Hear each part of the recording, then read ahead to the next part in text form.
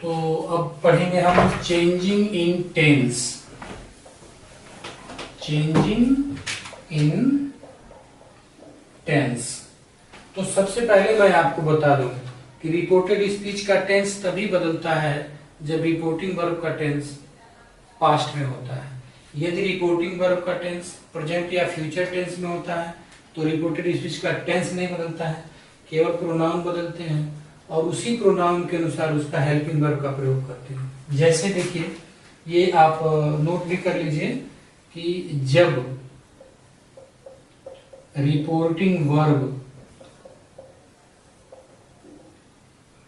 Present tense या future tense में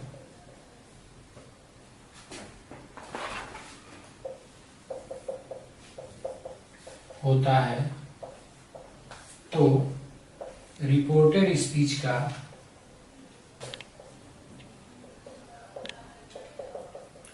tense नहीं बदलता है। तो अब ज्यादा डीप में जाने की जरूरत नहीं है, ज्यादा गहराई से बहुत अधिक सोचने की जरूरत नहीं है। जैसे कि एकदम साधारण समझिए कब नहीं बदलेगा। अब मैं डायरेक्ट यहां लिख रहा हूं, देखिए, he says to Ravi you are a good boy. अब आप देखिए तो सेज SIS लगा है, तो जब SIS लगता है तो मान लेना चाहिए कि वो प्रेजेंट इंडेफिनिट है। इज MR के साथ ING लगा है तो प्रेजेंट कॉन्टिन्यूअस है। हैज हैव लगा है तो आगे ये प्रेजेंट परफेक्ट हो जाएगा। ये इसी तरह से शैल विल लगा रहे हैं तो फ्यूचर टेंस हो जाएगा। तो जब ये प्रेजेंट या फ्यूचर टेंस में यहाँ रहेगा तो इसका टेंस नहीं बदलेगा, केवल प्रोनाउन चेंज करेंगे और प्रोनाउन जो चेंज होके आएगा उसी के अनुसार हेल्पिंग वर्ब लगाएंगे। तो सबसे पहले क्या करेंगे कि इनडायरेक्ट लिखते समय अब हमें देखना है कि ये सेज टू है तो ही टेल्स भी लगा सकते हैं, लिख सकते हैं ही टेल्स रवि। अब यहाँ इन्वर्टेड कॉमा हटा दीजिए, रिमूव कर दीजिए इसको, दैट लिख लिया। अब यू है और रवि है तो ये ही हो गया। ही और ही के साथ आर तो लगेगा नहीं, तो आर की जगह क्या हो जाएगा, इज अ गुड बॉय। ठीक, एक उदाहरण और लिखते हैं हम आपके सामने, फ्यूचर टेंस में ले जाते हैं। जैसे Rekha will say to Mohan I have something for you.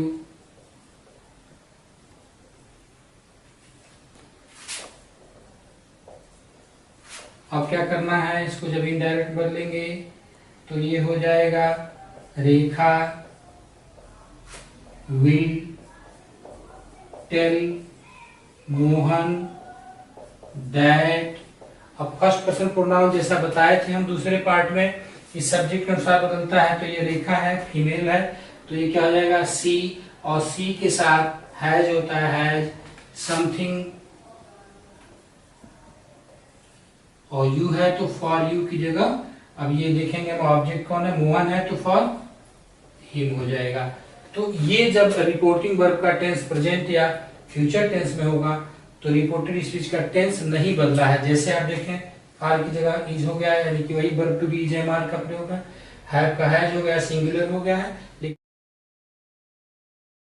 इसके अतिरिक्त जब कोई प्रोवर्ब हो या यूनिवर्सल ट्रूथ हो, कोई कहावत हो जाए तो उसका टेंस नहीं बदलते हैं। जैसे अब मान लीजिए एक डायरेक्ट लिख रहा हूं यहां पर, आवर टीचर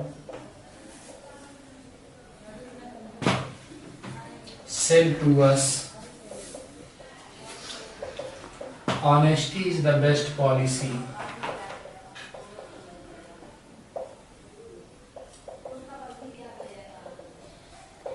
तो ईमानदारी ही सबसे अच्छी नीति होती है। अब उसमें कुछ वैज्ञानिक दिमाग लगा दीजिएगा तो इज का आवाज हो जाएगा, तो honesty was the best policy हो जाएगा, तो बेईमानी अच्छी नीति होती है, नहीं ना। Honesty is the best policy वो ऑलवेज रहेगा, हमेशा ईमानदारी अच्छी नीति रहेगी। इसलिए जब भी प्रोवर्ब हो या कोई कहावत जिसको कहते हैं, या फिर आप समझ लीजिए कि यूनिवर्सल ट्रूथ हो, तो बस यहाँ क्या करना है, our teacher told us that, अब चेंजिंग के नाम पर आपको बस ये कैपिटल एच है तो इसको स्मॉल में कर देना है, ऑनेस्टी और इज द बेस्ट पॉलिसी। और अगर आपने ज्यादा दिमाग लगाया, इज की जगह वाज लगाया तो अर्थ का अनर्थ हो जाएगा, तो हो जाएगा honesty was the best policy. तो अब ऑनेस्टी वाज बेस्ट पॉलिसी, अब डिसऑनेस्टी द बेस्ट पॉलिसी, बिल्कुल नहीं। इसी तरह से एक और उदाहरण देखिए, जैसे सी सेड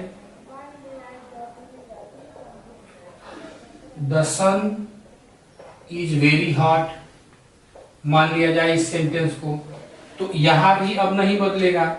इसलिए नहीं बदलेगा क्योंकि अर्थ का अनर्थ हो जाएगा अगर बदल गया तो क्या हो जाएगा, she said that the sun is very hot. अगर आपने एक्स्ट्रा दिमाग लगाया, आइज का वाज कर दिया तो अर्थ हो जाएगा कि सन जो है यानी कि सूर्य बहुत गर्म था तो अब आइसक्रीम की तरह ठंडा हो गया है, बिल्कुल नहीं। इसलिए कॉमन सेंस की बात है। और आप सोचेंगे कि सबसे बड़ी बात यह है कि क्या हो जाएगा, इज का वाज हो जाएगा, एम का वाज, हम तो जान ही गए। अब मान लीजिए आपके हाथ हथियार आ जाए आपके हाथ में तो सबको नहीं ट्राई करिएगा, है? तो इस तरह से जो है अब आपको ये समझना बेहद जरूरी है। जैसे कोई ऐतिहासिक घटना हो जाए कि 15 अगस्त 1947 को देश आजाद हुआ, या कुछ इस तरह का कोई सेंटेंस जिससे ये पता चले कि ये सच्ची घटना है। जैसे कोई कह देगी कि क्या कहते हैं, हाँ तो Taj Mahal is situated in India, और आपने को दिया Taj Mahal situated was situated in India, अब कहाँ चला गया, नेपाल नहीं चला जाएगा।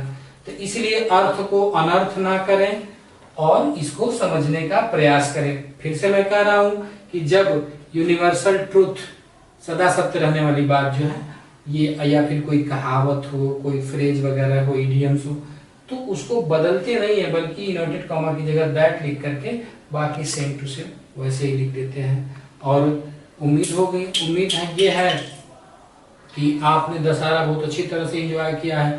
अक्सर मैंने देखा है कि वो भी रावण फूंकने जा रहे हैं जिनकी पसलियां बाहर दिख रही हैं, तो रावण को मारने के लिए स्वयं प्रभु को आना पड़ा था, और यहाँ हर व्यक्ति हर गली में रावण को फूंक रहा है, आप खुद रावण का बाप बना बैठा है। अगले वीडियो का इंतजार करिए, इसको लाइक करिए, सब्सक्राइब करिए और कमेंट जरूर लिखिए, सुझाव दीजिए। और अगले वीडियो तक नमस्कार।